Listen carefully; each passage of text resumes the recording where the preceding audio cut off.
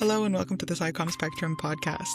This week I'm joined by Heathcote, a Swiss Army knife with incredible marketing, sales, and copywriting experience. Now he works as a YouTube scriptwriter and strategist for two of the biggest radiologists on YouTube. His mission is to help evidence-based creators tell better stories by cutting through the noise, stopping the spread of misinformation, and teach what they know in a way that sticks. In this conversation, we dove into why his zigzagging, unconventional career is actually an advantage, why having range, both personally and professionally, is so important in the age of AI, and why YouTube is the platform for science communication and health education. If you've ever felt like you don't have the right background to work in science communication, think again. This episode is going to change your mind. Heathcote, welcome to the podcast. It's great to have you. Thank you, Julia. I know, it's very exciting to be here.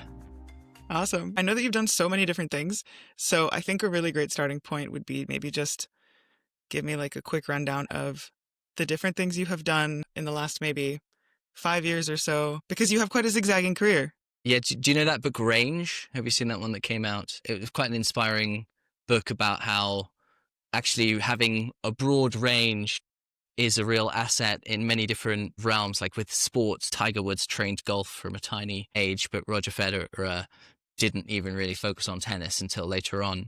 And the big question in much of the sports science was which is better for achieving greatness. And then, pretty conclusively, having a zigzag career, whether that's in terms of lifetime income or in terms of contributions to the field and in so many areas, is to have a range. And particularly in areas now with AI, where a lot of the niche technical knowledge that requires years and years of education is sort of becoming de-skilled, or the level playing field, that broader range is even more valuable. So I read that book last year and felt very validated as somebody who's sometimes it can be having damaging of the self-esteem when you've just like flailed around your life, it feels like at times. But onto your question about what I've been doing in the last couple of years, I was actually thinking about this today. So 3 years ago, I applied for a PhD in health data in practice and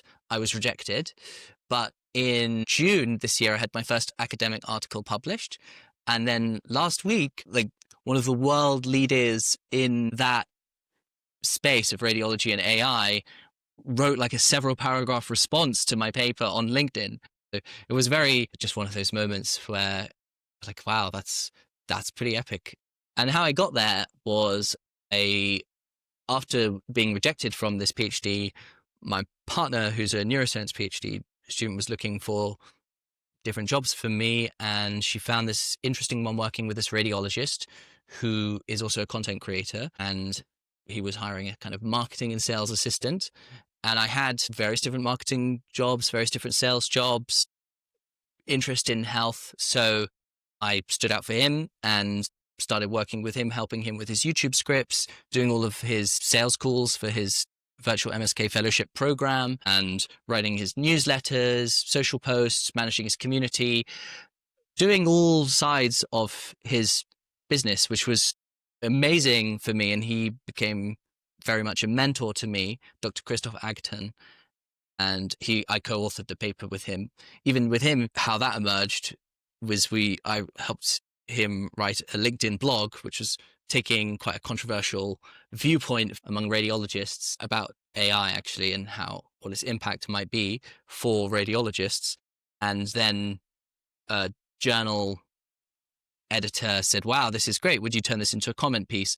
And Chris said, look, I've got enough published articles to my name as lead author. Why don't you take this one? And so just a story which I think shows the roundabout ways you can get into academia. But through working with Chris, I then took various different courses, online courses in high ticket sales, in speaking to camera, in web design, in copywriting, in YouTube strategy, YouTube script writing, and became a bit of a course junkie, and then tie those together now. And alongside helping him, I've started working with various other clients, including another big radiologist on YouTube, and collaborating quite a lot with a clinical psychologist YouTuber, and with various other health and science people, helping them with their YouTube channels. Wow. That's impressive. So you're firmly currently in the YouTube world. It's been really interesting because with I have, I don't know, maybe 5 to 15 hour long sales calls with radiologists around the world who want to do this virtual MSK fellowship program. And so as someone who studied anthropology, I feel like I've done a radiologist ethnography, and I get to know all of their pain points and goals and motivations and the really annoying small things in their job. And very often they've never been asked so many questions about the difficult bits of their day, even by their kind of, spouse. And so they really open up and they become a bit like therapy sessions, which is really, it's actually the most rewarding part to me, isn't when they buy, but is when people are like, wow, this has been really helpful to talk through. Actually, I haven't really thought of things like this before. Like that's a very validating thing. But yeah, now I've started working with a different radiologist as well, who teaches residents and people at like a lower level and more kind of people at the beginning of their imaging journey. And that's a whole different ways of doing it. But that's where I'm at right now. And so I'm sure people are listening and they're wondering, okay, great, but what do you actually do? Like, what does your day-to-day look like? If somebody were listening to this because they were curious about YouTube and getting involved in that world and communicating for, a science channel or a science creator or a clinical, practitioner, what does your day-to-day actually look like? It's very varied what my day-to-day looks like. Really, I would like to be doing more YouTube-y bit of YouTube than I do. But what do you mean by that? The video creation side and the script writing side is like the storytelling side, the more literary creative side is a wonderful bit. But one of the the part which many creators often overlook or just don't have the understanding is often about how to set up this phrase of the marketing funnel, where you want to get people off YouTube onto your email list, and then you want to email them regularly, and then you want to give them a exciting free thing in exchange for their email. And that whole side of it, I help people with quite a lot as well. So, how interviewing them, finding their interesting stories, what that might look like. Recently, I've been writing a 5-email sequence for someone for when people sign up to the trial of their platform. And that's taken quite a lot of research into the features we want to describe, the pain points we want to describe, looking into residents and, what are the things that are most difficult for them. And I'll do that in a whole range of ways, interviewing them that will talk to me.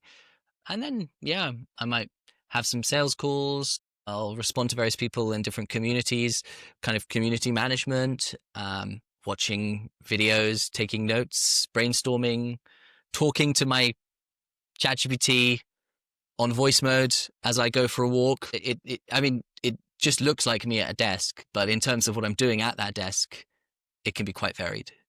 And as somebody who, you studied social anthropology, we were just talking about it before. How did you find that transition into the world of radiology? How did you handle getting up to speed with a new industry, any sort of technical lingo or ways of thinking that were maybe different? Was it overwhelming at first? How did you manage that? What I feel sorry about for people working online or working from home is you robbed of the experience of being in a workplace and observing people and talking to them, which is really one of the main ways in which you learn. But if you're observing people and you're understanding them, you can learn a great deal. With me, because I was thrown in the deep end doing all of these sales calls with radiologists, it became pretty easy to gain some grounding because I just asked them lots of questions about what they're struggling with, what their goals are, where are they at right now, and what's stopping them, what kind of support would they need to get to where they're trying to get to. There's someone gap selling, this guy Keenan talks about, and it's like you have current state and desired state. When you're selling the difference, the gap between the current state and the desired state. And you don't really need to be an expert in the desired state or the current state. I mean, now I know quite a bit more than I did when I started. And I find the whole world very interesting. And certainly to write, like my emails are way better now than when I began. And I ventured more into bringing more clinical elements or industry elements into the emails and scripts I write. But I can always fall back on just directly the like, you want to be less stressed, you go home, you're not feeling confident about a case from that day, and it keeps you up at night. Like, because I've heard people say that to me. I don't need to be a radiologist to no, but you don't need to be a radiologist to understand a radiologist's pain points or what stresses them. Mm-hmm. I think you're picking up on something key here, that good communication you don't have to be an expert in a subject matter to be good at communicating it. Right. And I think this is a misconception that I myself had, because I write for a physics and astronomy YouTube channel. I'm not a physicist at all. I don't have any planetary science background. And it was a real sort of point of imposter syndrome for me at the beginning, because exactly that. I was like, there's so many other people that are actually qualified in this that could talk about it. And I had to realize that my skill isn't being a physicist. My skill is being a communicator. And what you so nicely described is, our job is to sort of ask the right questions, absorb the information that's around us, and turn it into a story that people want to listen to. So I'm curious if you've ever battled with imposter syndrome when you were starting out in this area also. All the time, every day of my life, there's some aspect of imposter syndrome. I don't know if that's just the human condition or me, but then specifically in this job, funnily enough, not any more than, well, I don't know, if I'm jogging and I'm like, I'm not a jogger, why am I trying to jog? Yeah, I don't know if I could give you, but what you're saying, have you ever read the book Made to Stick by Chip and Dan Heath? No, I haven't. It's a great book that speaks to this, and they talk about, it's about why some ideas spread through the culture and others don't. And they're trying to sort of study this, and they have the big villain of the book is the curse of knowledge. And the curse of knowledge is why experts are so bad at communicating their specialty knowledge, because they don't remember what it was like to not know. And actually, for many people, I found this with one channel I worked with, it's their best video. A lot of their most popular videos with the widest audience was like quite a few years ago, when they were just learning the stuff they were teaching for the first time. And the time when you really can most effectively teach something is just after you learned it. But it can often be the time when you also feel least confident at teaching it, because you've just learned it. So that paradox is one for educators always, really. And this is why science communicators as a vocation, like you and I are doing, can be very valuable for people to just dig those stories, ask the questions, try to rephrase it back to people again and again, make things more concrete. Yeah, I have come across that concept before, but that was something that gave me a lot of confidence too, was when I spoke to the team and I sort of voiced that insecurity, let's say, and they just reminded me, actually, it's really good that you maybe don't have a background in planetary science, because the kinds of questions that you're going to be curious about when you're researching are probably the kinds of things that the audience is also going to want to know about, because they're not experts. I mean, some of them are, sure, or at least enthusiasts, but the whole purpose of what we do on that channel is to make science as accessible as possible to anyone who wants to learn about it. And it's surprising also sometimes, not this channel specifically is quite good at keeping things slightly technical but still accessible, but sometimes in other areas where I've worked, it's almost surprising how much you have to simplify things. I find the simpler I write, the better engagement I get on anything, pretty much across the board. And so actually, this brings me to a question I had for you, which is, in the work that you do, is your audience other radiologists, or is it the public, or who are you pointing your communication towards? Yeah, so with the radiologists channels I work with, it's exclusively other radiologists.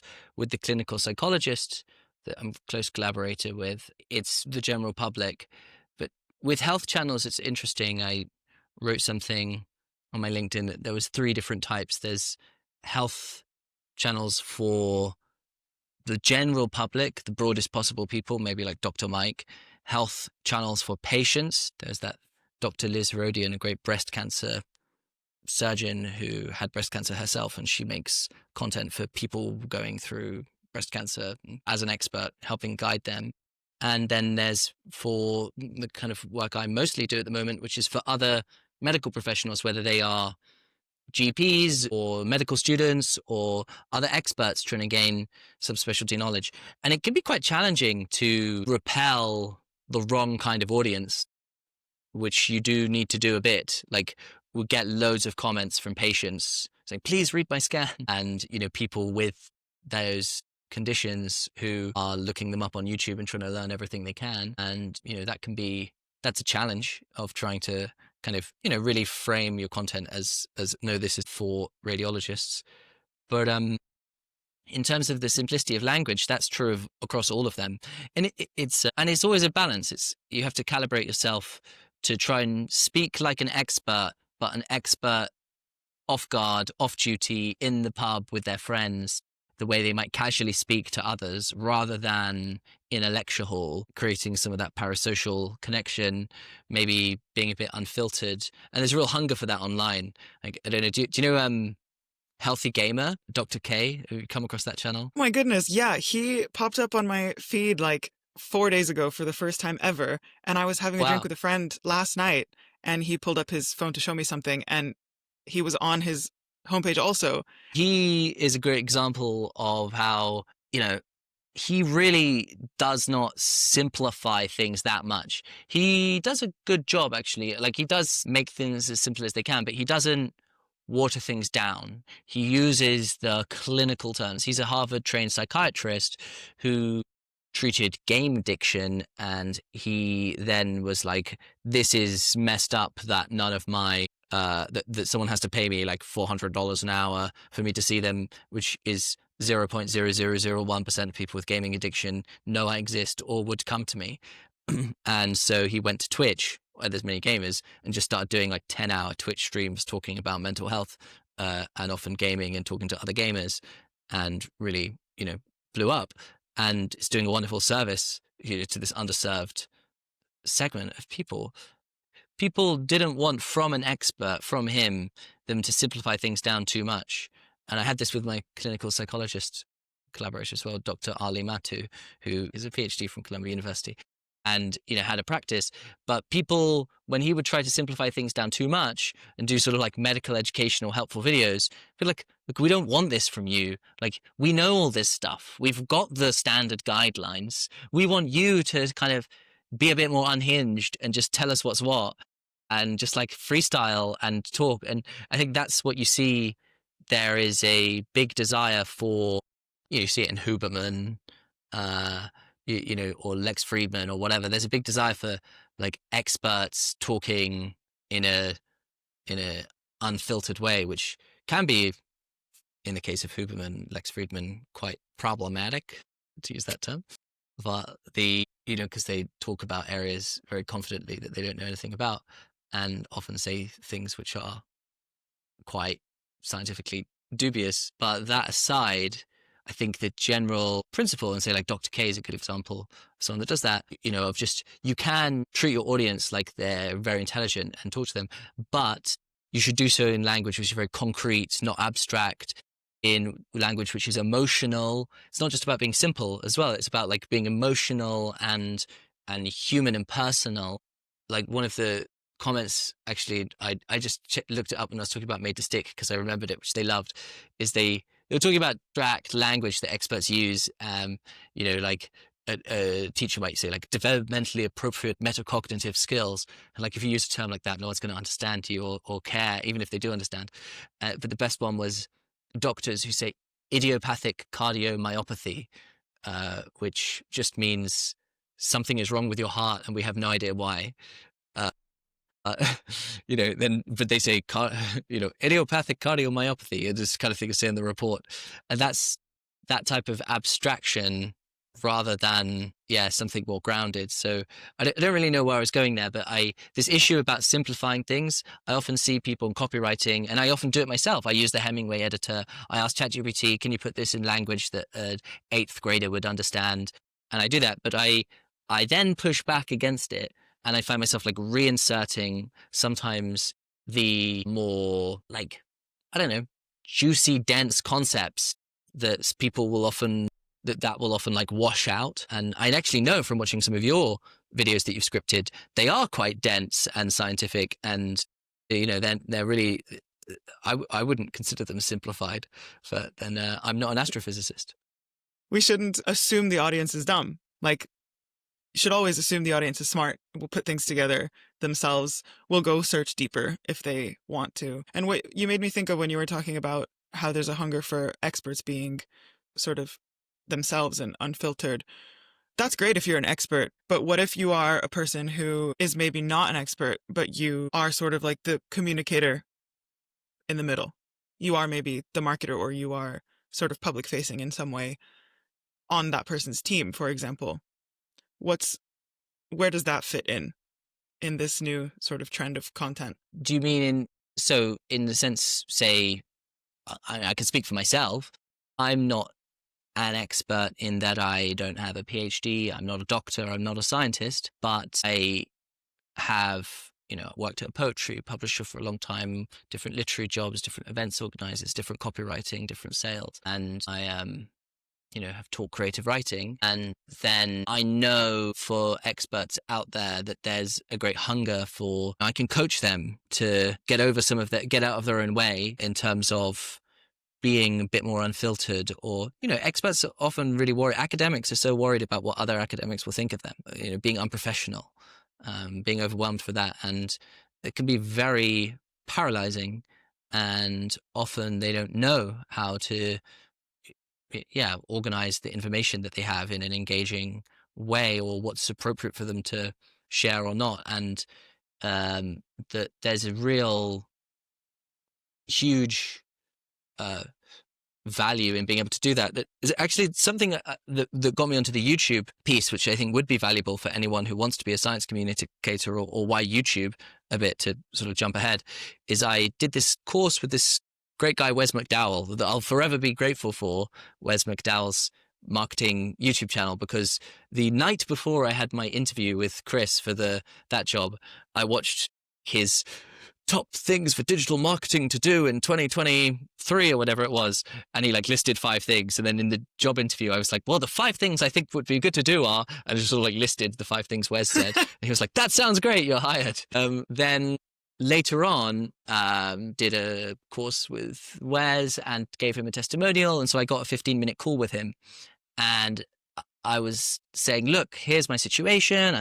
And, however old I was at the time, and here's my kind of career. I'm thinking copywriting. I'm not really sure. What should I do? And he says, well, I've just done this amazing course, Edutainers, with Ed Lawrence, and there's a lot of medium-sized YouTubers like me, people who have maybe 10,000 plus or even 1,000 plus subscribers. And it's hard. There's a lot of people that can help me with the thumbnails. There's a lot of people that can help me with the, editing, but it's quite hard to find people that understand how YouTube scripts work.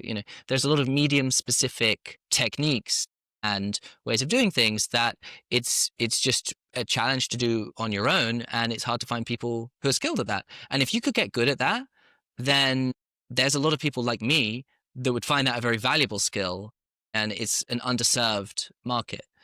And that is the thing that was a penny drop moment for me, where I thought, that's great. I can so see that there are not that many people who are good at that. And if I just get really good at that, that's a really fun job as well. So that was what set me off on my path with YouTube. It was, I was working with Chris, but it was that conversation with Wes McDowell that sort of triggered that platform focus. And then now I really believe in YouTube as a great medium to double down on. That sounds eerily similar to my story. I had the same kind of pathway, sort of having a penny drop moment where I saw, it was a much shorter version without any courses or mentors, unfortunately, but I saw a job posting specifically for a YouTube scriptwriter for a science channel. And I was like, wait, that's a thing that people do? That's a job that people have? I guess I never thought about it. I always just assumed that, which is maybe in retrospect quite silly, having worked, in the creator economy for a few years, not realizing that there were entire teams behind YouTube channels, because I had never really ventured into YouTube. So yeah, when I saw that, I just went for it and I got the job, and that's how that all started. So it's interesting to see these sort of parallels. My question to you is if someone wanted to, you mentioned that there are quite a lot of like platform specific or like medium specific techniques that apply, and that there's not so many people who are maybe highly skilled in them, which is a great opportunity, right? If somebody wanted to fill that gap, there is space for them. 100%. So let's imagine, if someone maybe isn't in a position where they can invest in a course, but they wanted to start learning, what direction would you point them? Thank you so much for tuning into the first half of my conversation with Heathcote. Before we keep going, I just have a quick request. If you're enjoying this episode so far, please take a minute and support the show for free. First, leave a 5-star review wherever you're listening. It really helps these conversations get a wider reach. Hit subscribe to make sure you don't miss future episodes. And if you're watching on YouTube, drop a comment and let me know what you've learned so far. But most importantly, please share this episode with a friend you think might find it interesting. These stories matter most when they reach the people who need to hear them most. Thank you so much from the bottom of my heart. And now let's get back to Heathcote. I would say if you want to start learning, just look on YouTube. Just watch YouTube. Just watch YouTube. It's true. Find video. It depends what your interests are. There's two elements to this. One is to find YouTubers that you would like to work with and study them and then get in touch with them. And the other component is to find YouTube strategists that speak to you.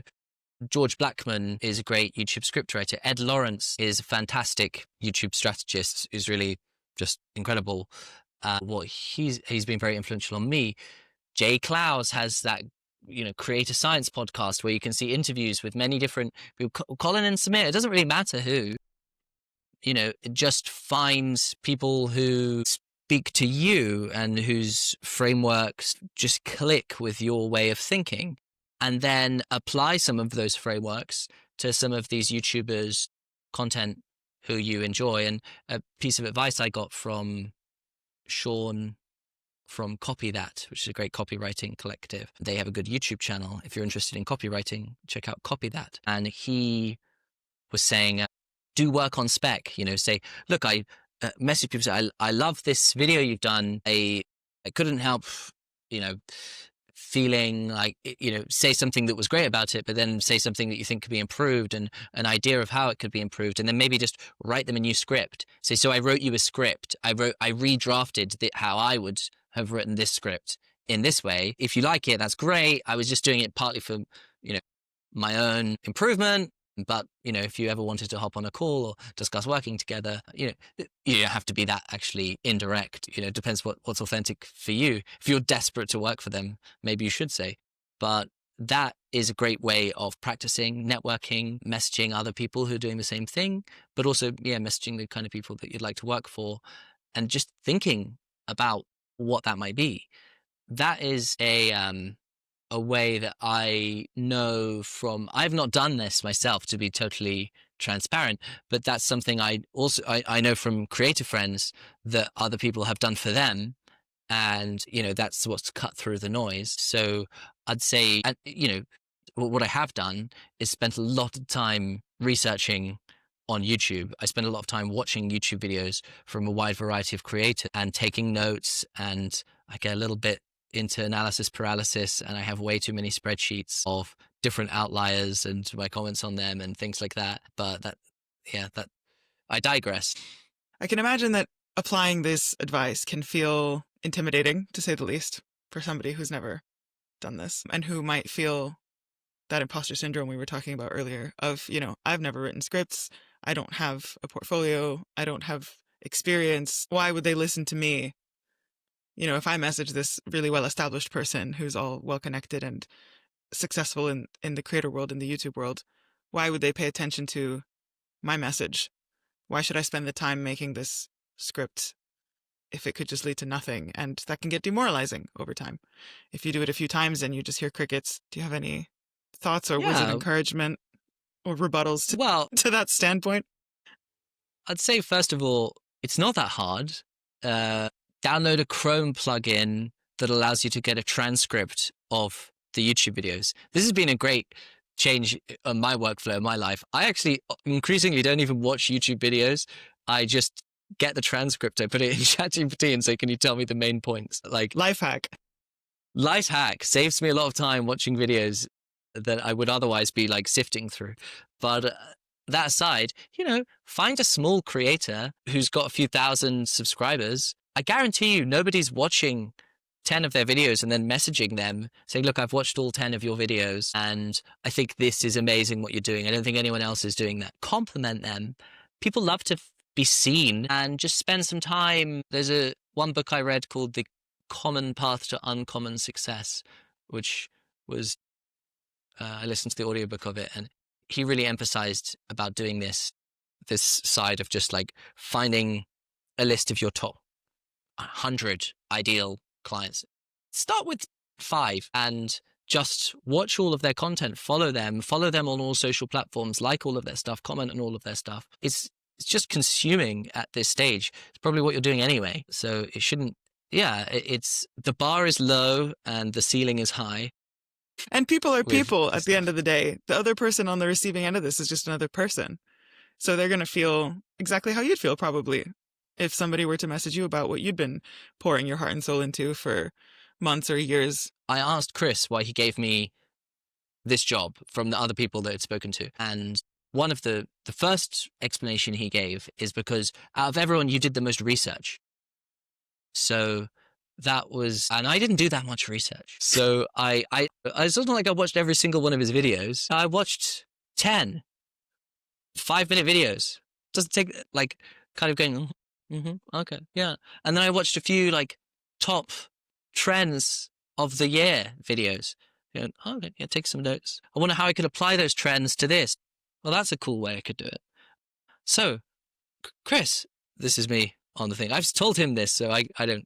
It's I know that lots of people are doing this trend, and I can imagine this is one way it could be done on your channel. What do you think? Great. Ask lots of questions. That's the single biggest skill, actually, for talking to creators, to getting jobs, is active listening. That's one thing I would say. It's from sales that I learned it from sales trainings, but it is a therapeutic concept. And it's really just repeating back what the other person said to you as a question. And if you can do that, if you can ask a lot of questions really to discover what people want from you and then just find a way of providing it, is a very valuable skill in life, in relationships. I use it with my partner all the time. Rather than immediately coming in with what I think, I just kind of spend some time saying, okay, like ask lots of questions, repeat back what they said, keep going until they seem to go, yeah, you get it. And if you can mirror people effectively and study people, listen to people, watch people, then they're going to trust that you care about them. And I think for me, this is one of the things that I have really discovered from the work I did. And one of the things when we were talking before and you were saying what we might speak about, was like, how do you decide who to work with, who not to work with, what opportunities to go with? One of the things I was reflecting on the other day is I love doctors. They are amazing. Like, they're so competent. They know so much. They're very good at following instructions, and they heal people. They do a wonderful thing. I remember being 20 and when I would meet medical students or something out, and it's just like, what can I get you? Like, what you're doing with your time is just so much more valuable, it felt like, than what I was doing with my time, that I was just like, can I buy you a drink? Can I help in any way with you? Because like, they're sort of, so I, maybe I always had that slight, beatification of the medical profession. Do you find what you do valuable now? Do you find meaning in what you do? Oh my God. So, doing the testimonials, I mentioned before on the sales calls that when people say, wow, this has therapeutically been really helpful, like that's something that gives me huge gratification. But doing the testimonials when people have been through this whole program, I was with someone in Algeria the other day who used to, 12 months into this program, I'm just now like advertising Chris's program, but if you're a radiologist who reports MSK MRI, it's the best. But he went from working 6 days a week, 12-hour days, to working 4 days a week, and he 10x'd his income, which is like, that's pretty crazy to significantly reduce your working hours and 10x your income. But there were people who were going to quit the medical profession, who were it was damaging their family lives, it was damaging their sleep, and then now new opportunities have opened up for them. They love their job. They feel confidence. And similarly with the other channel, there's many comments from residents who were totally overwhelmed, who like, God, I've learned more from this video than I learned from an entire year of my residency. You know, it's for diagnostic imaging, YouTube is just better than textbooks, because having to like look at an image, go to the annotation, and then your eyes have already moved off of it, then you have to kind of go back, you've lost the thing, it's very inefficient, it doesn't update, you're not having a person walk you through it. It's just like, and so it's for radiology specifically, YouTube is pretty golden, but I'm sure there's comparable examples in other science, in other knowledge fields, of why video is such a good medium for learning, and particularly with, you know, chapters and all these new features that YouTube is introducing. So it's incredibly valuable when you just see that there are, like, say, these radiologists, doctors whose lives are significantly easier. They are able to see more patients. They're able to not be burnt out, when the majority of their colleagues, I think it's like 60% of radiologists experience burnout, or over more than 60%. To be doing in a small way, reducing that burden, that is very invigorating. Definitely sounds it. And so, to be clear, this is an educational program that they go through, or are there some kind of tools that they get out of it? What exactly is it that they acquire that makes them able to improve their life so much? Well, they have a curriculum which they watch, and then in addition they have a community that they can post their questions in, and then they have weekly live sessions where they can discuss their actual cases from their own practice. So they can upload the MRI scans and they can talk about them, say, look, they can express their doubts. And one of the big things, which is the case with many radiologists, is they send off their reports into the ether, they press verify, and they, particularly in certain areas, they'll often never hear back unless they really made a big mistake. So that's very terrifying. If someone's getting surgery or not, there could be some severe health complication from you having pressed send. So if you have a doubt, you might ask a colleague. The colleague is busy and they're stressed, and you feel some shame asking them. So the ability to be able to share, you know, and this is true generally pedagogically, like feedback is an incredibly valuable thing. And for people who want to get into this, I can say for myself, it's influenced me seeing how powerful this structure of lectures and community with live sessions has been for the radiologists, has greatly impacted. You know, it's one of the things that's made me pursue so many courses and join different communities, because these monthly live calls that I might be in different communities, like say in George Blackman's excellent script writing community, which I recommend for people who are interested in, or I just did Nicholas Cole and Dickie Bush's Ship 30 for 30 cohort, being part of a cohort. And most significantly in my life, Edutainers, which was Ed Lawrence's course for educational YouTubers, just being in these weekly cohorts, seeing other people go through a common set of problems and sharing, you know, trying to solve them, sharing mine, getting feedback, seeing other people with the same problem, the things that they got wrong, the things that they got right, watching them get feedback, becoming friends with them, working with them, getting to know them, learning from them.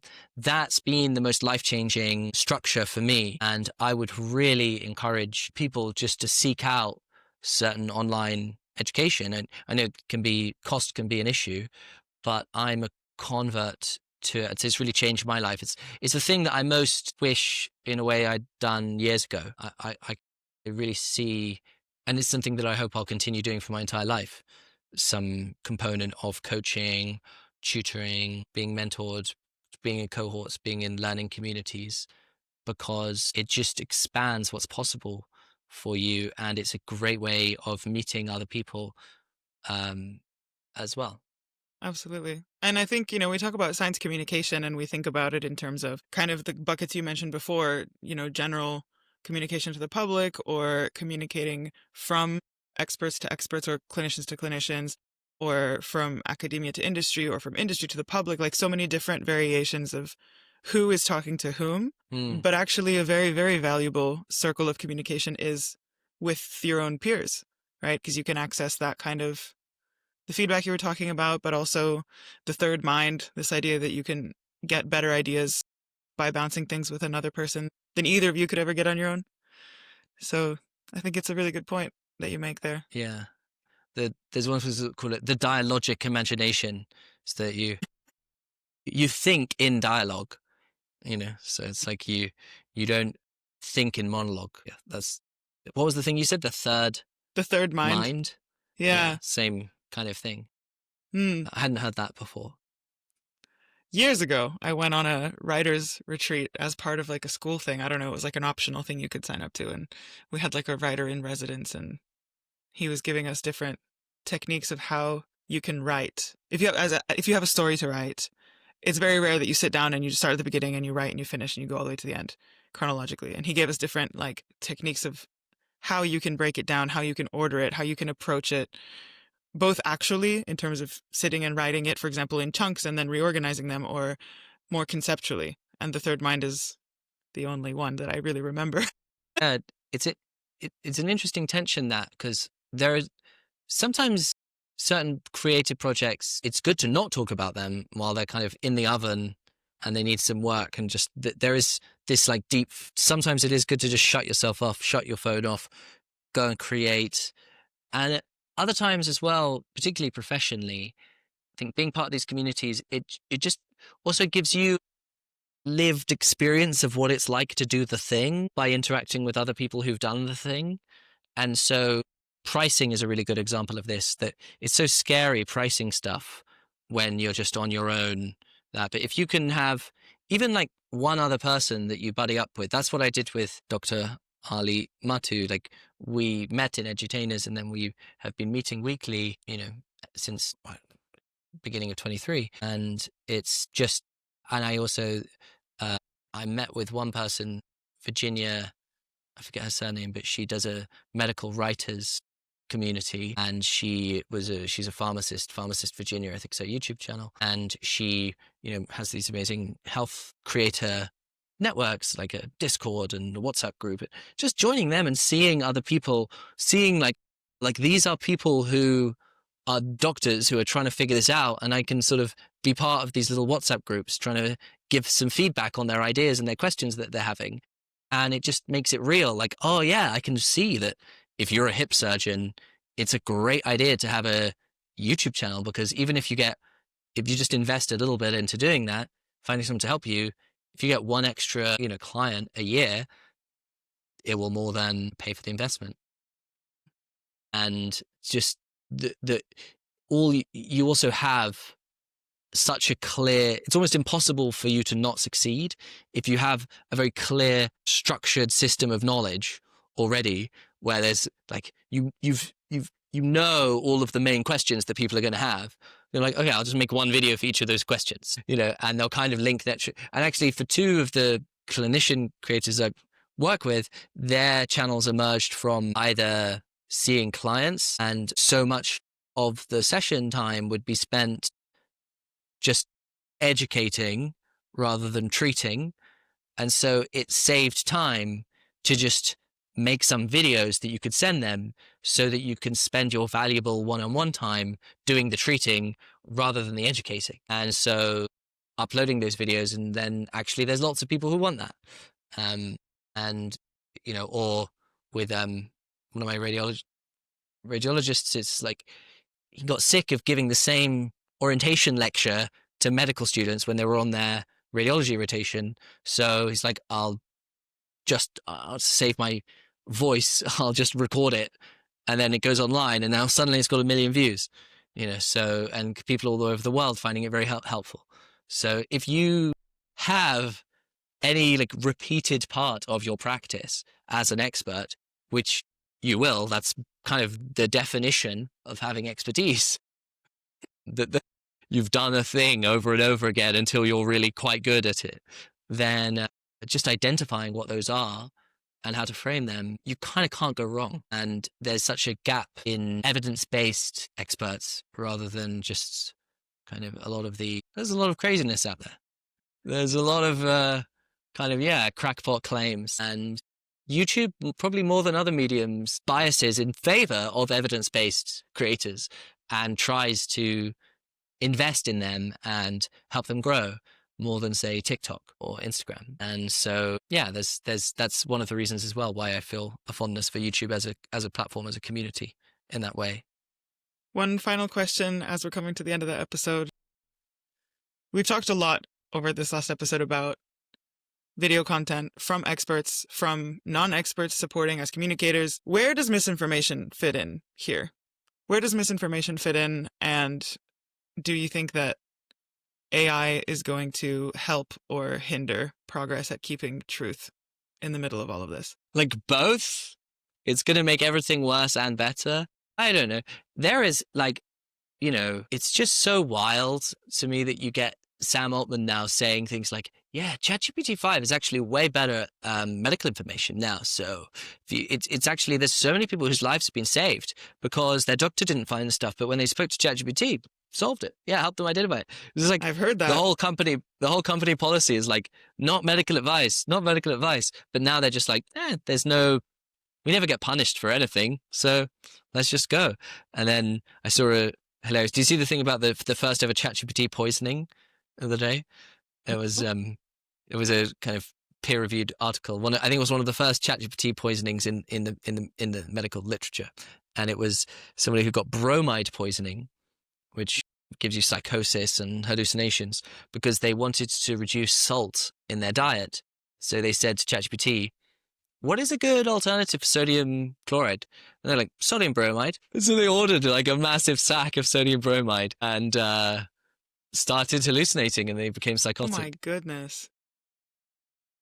Wow. It's so, yeah, it's so great. Like you can really go, the internet often got people into these echo chambers, small communities where you're being like fed down more and more, like you're a young guy and you want to be like, you feel lonely, and so like how to go on more dates, and then suddenly you're a neo-Nazi, like in this like just overnight. I heard someone put it, yeah, like a reasonably innocent search intent can take you down these rabbit holes. But there were often rabbit holes with communities, but now, that was Dr. Ali Matu made that point on one of his live streams, and I was like, God, that's so true. But now people just get into their own individual echo chamber that's like, there's no one else there. It's a conspiracy that's only their own conspiracy. And they can really, I've experienced this with some friends, sometimes going through mental health issues. And I've seen it, like, I saw that one with someone who was having psychotic delusions. And I understand most misinformation is not people in psychosis, but just that was on my mind, where they were saying like these radio waves are in my head and they're telling me to burn the house down. Everyone else says that, they're not real, but I know they are. And the ChatGPT was like, I'm proud of you for believing in you. And so you can just see that there is so many ways for this to go. But will it be a net positive or a net negative? I have no clue about that. I do think that there's a channel I discovered recently, which I love, called Viva Longevity. Yeah, Viva Longevity. That's a good, amazing thing in the show notes. This guy who has experience as an epidemiologist, and he's like retired, but he's got a whole bunch of money because he works in tech, and he's just doing this evidence-based health channel. But he's been amazing watching him, just like studying it. Like he looks at the top 8 nutritionists on YouTube. None of them have a medical background. None of them. So even though I said something nice about YouTube before, but none of them have like any scientific background. And they're all just like people like Dr. Berg. I mean, people I really hate that are like love to hate on. I don't hate them as individuals, but is chiropractors. I've become a really like grouch about chiropractors, but a lot of them are clearly that, I guess, the willingness to tell a good story. Often people without any kind of scientific background, they are just willing to game the system of what will definitely get the most views, I guess, with the kind of clickbait. And so there is a real need for people that have an evidence-based approach to any field of inquiry, scientific and medical, to, really be humble, look at what people are interested in, and then try to find a way that you can serve that interest with the knowledge that you have, meeting people on their own terms. And one of the best ways to do well in YouTube is just find what's already working and do your version of that. But I guess that people are afraid of being unprofessional or clickbaity. It's difficult when there's that monetary temptation, you know that you could make a very clickbaity title, or you know that you could embellish a story to make it more engaging or shocking or emotionally agitating. What I'm saying is you can go too far to where you never want to compromise like what's actually real, what is scientifically accurate, what is evidence-based, just because it makes a better story. And I guess my point, there are, I'm sure, corrupt minds that can say, yeah, but the monetary compensation though, like if this pops off, I don't really care because I'll just be sorted. Do you know what I mean? And I think as scientific communicators, that's sort of the line that we tread is like, yes, it needs to be engaging. Yes, it needs to be emotive, but it always needs to be grounded in truth. You always have to put that ahead of any marketing numbers or any revenue numbers or anything else, because otherwise, what are we doing? I think I'm usually the one trying to convince other experts to worry about that less, because I think that often that fear is one of the most paralyzing things, and being wrong. And if you look at these, like, there's a great video from a UK doctor, Dr. Jack Klaus, and he had this video on doctors versus researchers. And it was interesting that there's more researchers with like big podcasts than there are doctors. And doctors are a bit more restrained, in their claims, because they're all usually slightly more well-rounded, kind of all different bits. And, they read lots of evidence and then written by researchers and then recommend it to patients. And so they have certain advantages in that they are more used to talking to patients. And so they're kind of quite skilled in certain of those. But researchers, on the other hand, they have this, they go deep in one area and they're pushing the boundaries of what's known. And that often, there's also like that thing, like Nobel Prize syndrome, where people that win the Nobel Prize are more likely to become crackpot conspiracy theorists because they feel like an authority on everything because they've won a Nobel Prize. But they know they won it. Yeah, they won a Nobel Prize in one specific area. This is like what sometimes people say about Huberman, that they might be, I can't remember what he's an expert in, but it's something to do with the eyes. I can't remember. But then they then kind of become an expert on nutrition or epidemiology or like, some totally distinct area. Don't know exactly where I was going with that, but I did have one thought actually that I wanted to add, which is my absolute favorite copywriting marketing concept for experts. I think is a nugget that might be valuable for anyone who's listening, and perhaps for you as well, because it's been so valuable for me. I've just seen results from it, which is this concept of the spiky point of view. Have you come across that? It rings a bell, but I couldn't Yes. describe it to you in detail. It's this woman, Wes Cow, I think, and it's this, the best way of cutting through the noise is through finding what's your authentic spiky point of view. And the spiky point of view is not like so insane just for the sake of being insane. It's a view that you authentically hold that many, if not most, of your peers would disagree with. And then if you can find that, that's one of the best ways of cutting through the noise. And doctors would often be worried about that because they have many views that many of their peers would disagree with, but they don't want to necessarily double down on, that would be totally unprofessional potentially.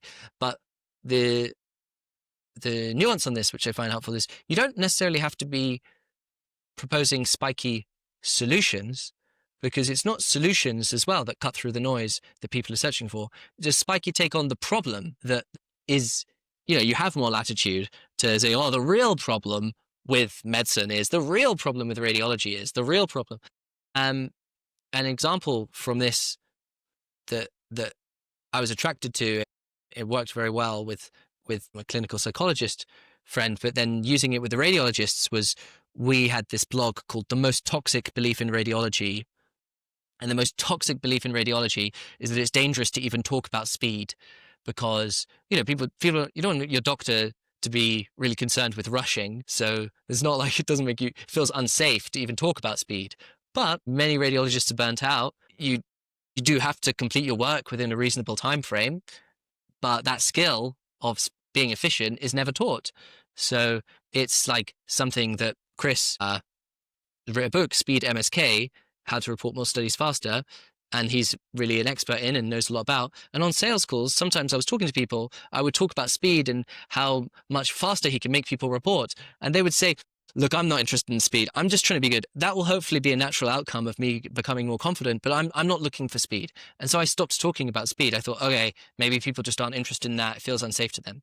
But then when we wrote this blog and we doubled down on it, it really blew up. It really cut through the noise. It really, actually, we got way more, inbound leads and way more views, and people. We actually did an MSK Olympics where we made a competition online where it was like, who can report the fastest knee MRI in a round, who can report the fastest ankle MRI, fastest shoulder MRI. And people were like the adrenaline of the competition, like people just went wild for it.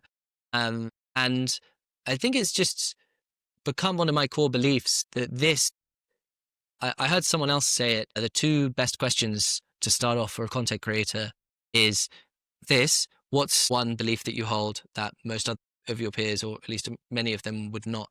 And the other is, what's one belief you have now that you didn't used to have? And the advantage of that one is that then you can then kind of have more empathy with people that don't share your beliefs, because you can just think about a time when you didn't hold those beliefs and then what changed. How did you change it? So that's a slightly different point. But this spiky point of view, I think, is just such a great place to start for many creators in thinking about your approach, your brand, your personal brand, so to speak, or like your content that you're making, what to double down, how to cut through the noise. So I think when we were talking about this tension that you're saying of like balancing doing stuff for the clicks and trying to be evidence-based, I think this spiky point of view has been the most useful concept for me to navigate that tension. Heathcote, huge conversation. Loved every second of it. Where can people find you if they want to connect with you or follow along, see what you're working on? Yeah, follow me on my LinkedIn, connect with me. And also for this podcast, I made a wait list. I made a landing page, storiedexperts.com, where you can join a wait list for my future newsletter. So if you do want to hear from me in the future and you go to www.storiedexperts.com, you can input your email and join a waitlist where I may one day send you an email. Or if you are less patient, just connect with me on LinkedIn and it would be nice to say hello. Wonderful. Thank you so much. It was a great conversation. Learned a lot. Thank you for coming on. Thanks so much, Julia. And that's a wrap on my conversation with Heathcote Ruthven. I really hope you enjoyed it. I hope you learned something. I hope you got inspired. If you'd like to get in touch with him, I've left his information in the show notes. And as always, new episodes drop every week, so make sure you subscribe so you don't miss out. Thank you so much for listening, and see you next time.